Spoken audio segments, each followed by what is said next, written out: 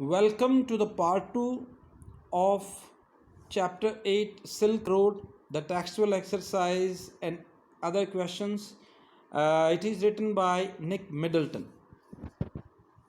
Question number 10, as we have already done up to question number 9 in our previous lecture. Who was Norbu? What was the difference? What was he? How was he different from the local people? Norbu was a Tibetan working in Beijing at Chinese Academy.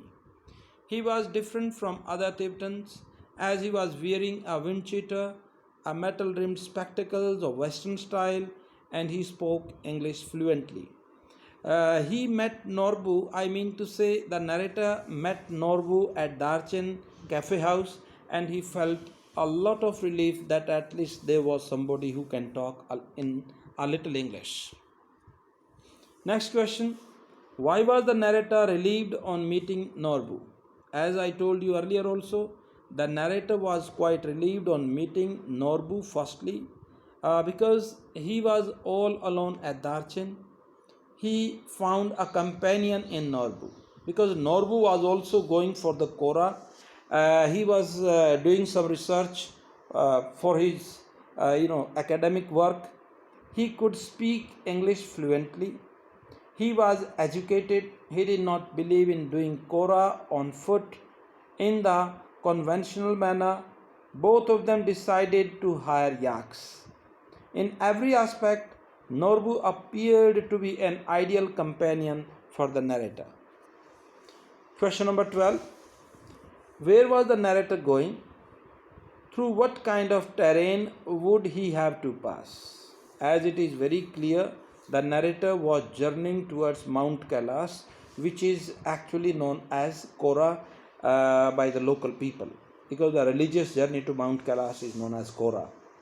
And the Mansarovar lake, where they had to pass through several high mountain passes, he had to journey through a lot of snow and vast open plains as well.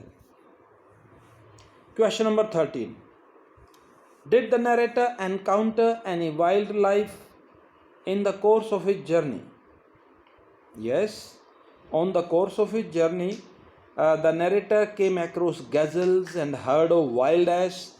And let me tell you, he encountered these particular breed of animals there in the plain as he crossed Ravu and he was moving towards Ho. And there he also met Drokbas, the native people, the sheep herder. They had their great Tibetan Mastiff with them, the very dangerous and shaggy monster of a dog. Question number 14. What have you learnt about the Tibetan Mastiff from the essay?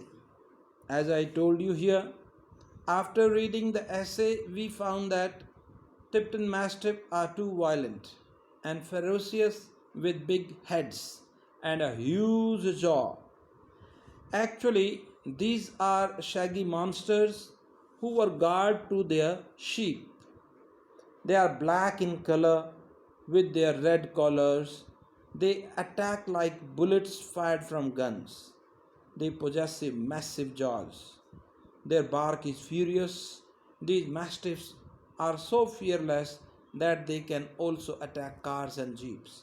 That is why in ancient time these dogs were greatly appreciated by Chinese emperors, and they would often love to have them in their courts. How did the narrator and Saturn negotiate the hurdle of the swath of snow? The snow was so steep that they could not go around it. They had to go over it. The danger was that they could slip. They flung handfuls of dirt and covered the snow completely with soil. The narrator and Daniel got off the vehicle to lighten the load, and Saturn drove the vehicle over the snow. Question number 16. What problems did the narrator and his team experience due to low atmospheric pressure? Due to low atmospheric pressure, the narrator and his team felt their heads going heavy, and particularly the narrator because he was alien to this place and he could feel the pressure as well as the effect of weather. The low pressure also caused the fuel to expand, making it extremely difficult for them to carry forward onto their journey.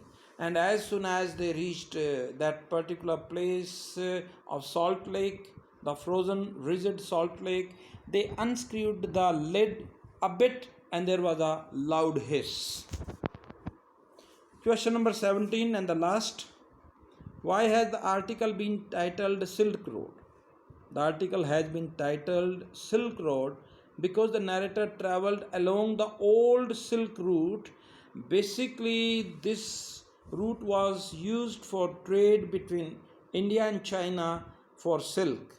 That is why it is known as Silk Road, and this passes through Himalayas that touches Tibet to reach Mansarovar. That's all. Thank you. Have a nice time.